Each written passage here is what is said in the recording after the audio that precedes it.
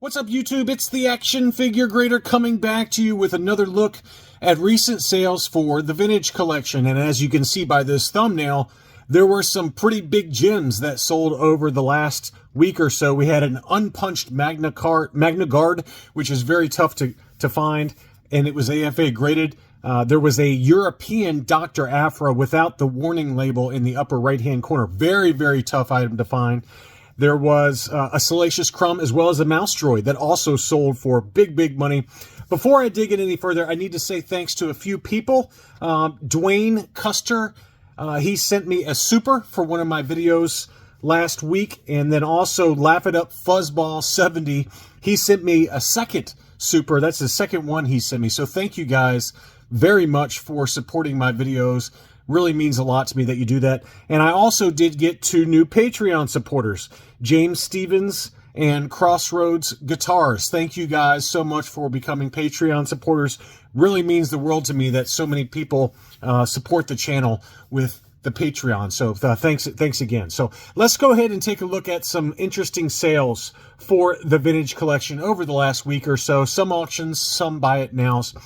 The first one is a foil Boba Fett, the Ultimate Galactic Hunt. Very nice example. This seller had 3 of them available at least, and they were all about $128 plus another $3 shipping or so. Very clean condition overall, and that's about right. I found some other sales not only from this seller, but also from, other sellers over the last couple of months. They've all been in that 120 to 150 range. So if you're looking for any of those foil Ultimate Galactic Hunts for the Boba Fett, that's about the going rate. And most of them are in that price range. I mean, there are certainly some exceptions, but in general, that's about what the Boba Fett goes for. Next up was an unpunched Darth Vader name pill, Anakin Skywalker VC13. And this is one that if you find it unpunched for the Anakin name pill, you're talking big boy money. But the Darth Vader name pill unpunched is also pretty desirable. And that one's come back down to earth just a little bit. It was kind of going, I would say, $260 to $290, maybe $300.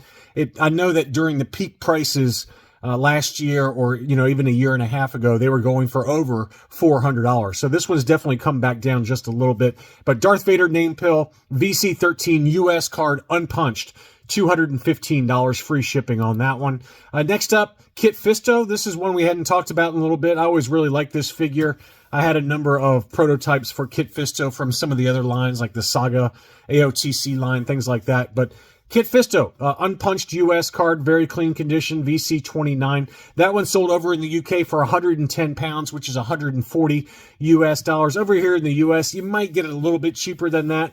Again, it might just be a currency conversion type thing for, the reason it was $140. Over here in the US, it's usually about a 120 or so.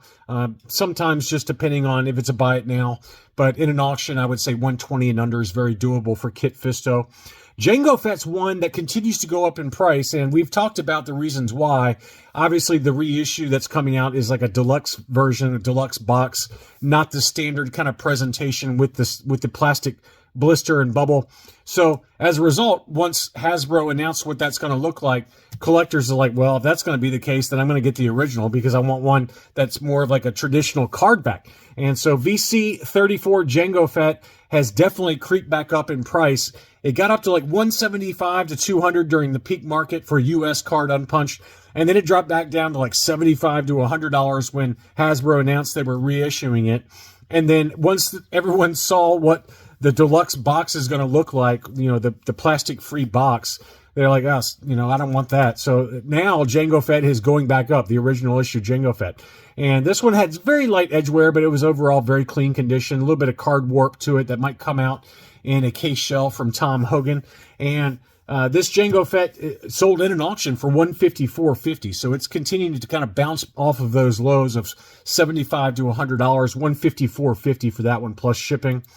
Next up, we had another VC44 Dagobah Landing Luke Skywalker. This one is a dark blue saber unpunched US card. That one sold for $100. And, that's one that's definitely come back down a little bit. It was like hovering for the longest time. I mean, a long time. It was about $150. And lately, I've seen them under $100 pretty regularly. So this one did sell for $100 plus free shipping. Another Princess Leia. Anytime I see a VC64 Slave Leia, I always throw it in because I know people like to keep track of what that one's doing. This one had the paperwork inside the blister, and it was the Revenge of the Jedi, but there was no sticker on the card back. So either the sticker was removed, which I don't see any litho damage to the card back, indicating that the sticker was removed, although some of you have told me that you can remove that sticker very safely. But this one clearly is the retail release since it has the paperwork inside the blister. So now that doesn't mean it didn't miss the sticker in the factory, which does happen. And we've seen plenty of examples over the years in these market updates where the sticker was not applied. So that could be the case here. I don't know. But this one was a punched example US card. And obviously it was the retail release with, I guess, the prototype FET offer sticker. This one's missing it, obviously. $320 on that one. So I don't know if someone was willing to pay up because it didn't have the sticker.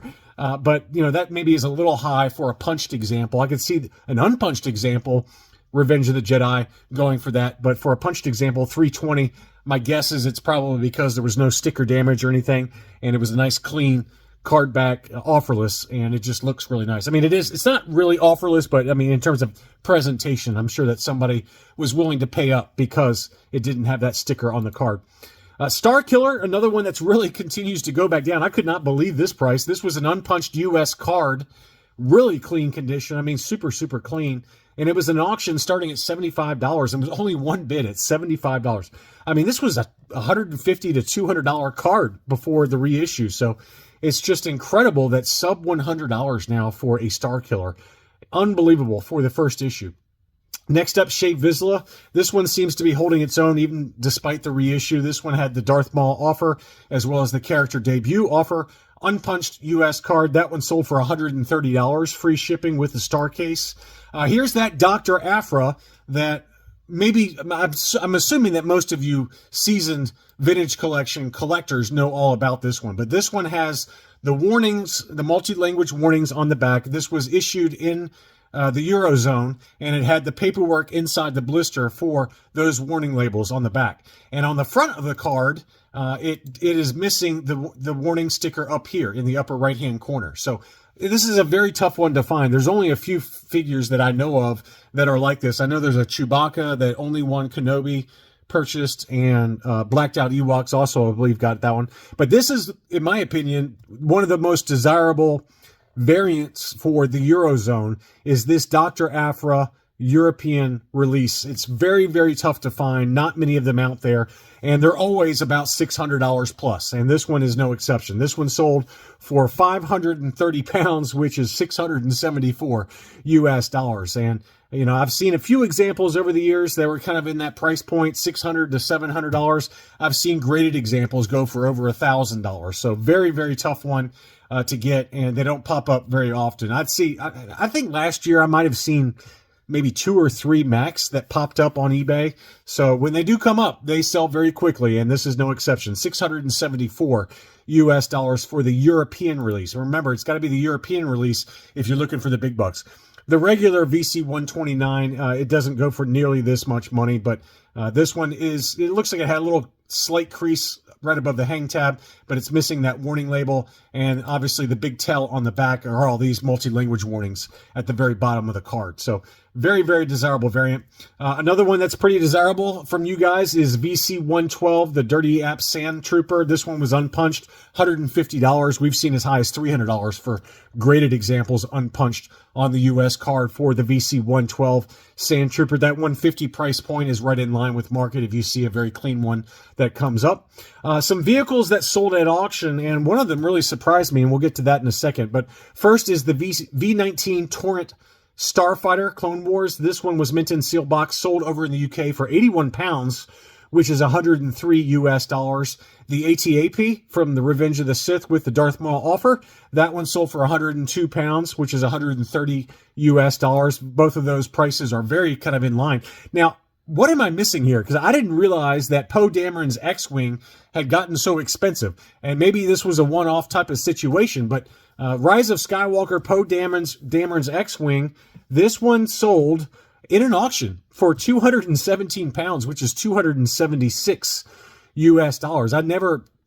From my perspective, I always thought that the sequel trilogy stuff was kind of poo-pooed upon by you guys, but this one did sell for a lot of money. Maybe it's just a zone issue, and those of you over in the UK weren't able to get many of these. I don't know, but I was really surprised when I popped this one up. I was like, wow, $276 US, 217 pounds. That seems like a lot for a sequel trilogy, Rise of Skywalker, Poe Dameron's X-Wing. A couple of graded items, not too many, but I've got an AFA 85 mail-away prototype Fett, Boba Fett. This is the unpunched example. AFA 85, 90, 85, 90 were the subscores. That one sold down in Australia for 325 Australian dollars, which is 214 US dollars. I had a couple of these that were like custom designed. I'm assuming that the seller had all of these listed separately, and then someone reached out and said, I'd like to buy all of them together. And so they made these kind of custom listings that saying they're reserved. Don't buy it unless you are this person. So this is one. This was the Senate Guard with the close-up view on the card back, uncirculated 9.0. We had an unpunched Obi-Wan Kenobi from the Attack of the Clones with the prototype Fett offer. That one was an uncirculated 9.25. And then you had the early first release Sand Trooper with the clean paint apps uncirculated 9.0. So 3 very nice high grade uncirculated AFA designated VC, 1.0 figures. And so all 3 of those sold for $650. So big number on that one, free shipping, but $650 for those 3. Here is another one that was in a buy it now situation, make an offer. This was the ESB Sensor Scope R2D2 graded UKG 90%. And it was listed for 160 pounds, and it sold for 120 pounds, which is 152 US dollars based on today's conversion rate. But there you go. 90, 90, 95 were the subscores on that one. 2022 release for the R2D2 Sensor Scope VC234, graded 90% gold. Here's the Magna Guard. This is another one that's a big one and very tough to find unpunched. This is kind of one of those figures that was covered by Yakface many moons ago in an article. And I talked about it in a previous article, but the guys over on Facebook in the TVC Rebels group, I'll put a link to their group in the video description again. But one of the members there was saying, you don't really know what you're talking about, John. Yakface talks about these all the time. There's a bunch of early TVC that are unpunched that are very hard to find. And I have talked about it in the past, but I don't know much about the vintage collection. I freely admit that. It's okay to admit that you don't know anything about the vintage collection, and that's what I'm doing right now. But this one I do know is a very expensive figure, and this price, $600, seems like a lot, but it's actually not. There was one that sold at auction last year in admittedly a more robust, frothy collectibles market, but it was at auction. It was a 9.0 graded unpunched Magna Guard that sold for between $800 and $900 if memory serves. And this one did sell for $600. So that price is down a little bit, but this was a buy it now situation for $600. Power Droid, we talk about this seller all the time, always has very high grade unpunched vintage collection, lots of uncirculated stuff, things like that. This one was not uncirculated. It was a 9.0, but Magna Guard was in that list that Yakface wrote up in an article. I'm sure you can find it if you look it up. I know it's like VCO4, Luke Bespin, and a few others that we've talked about ad nauseum on the channel, so I'm not going to rehash that. But the Magna Guard is definitely one of them. To get that unpunched, it's a beauty. I know who bought this. Congratulations again to who bought this. It's a Patreon supporter of mine, and it's certainly a stunner. And that price, again, it seems like a lot. You're like, who's paying that? Well, let's say a year and a half ago, this one was going for between $800 and $900 in an auction, same grade. So big item there. Next up, we've got a few other big items. This is the SDCC exclusive set from with the Lost Line figures, as well as the Jar Jar in Carbonite, which everyone wants. And this one sold in an auction for $630. So it's complete box set plus the Jar Jar in Carbonite. The Jar Jar in Carbonite looked very clean. No issues on the card back. It looks like nice unpunched. And $630 plus $30 shipping. So $660 for that SDCC exclusive Lost Line box set. And then finally, we've got the 2 very desirable SDCC sets. The first is the Mouse Droid, and it was a very clean condition version, except for one little kind of soft crease right there that only shows up in certain lights. So this is probably an 80, at best an 85, more likely an 80 plus.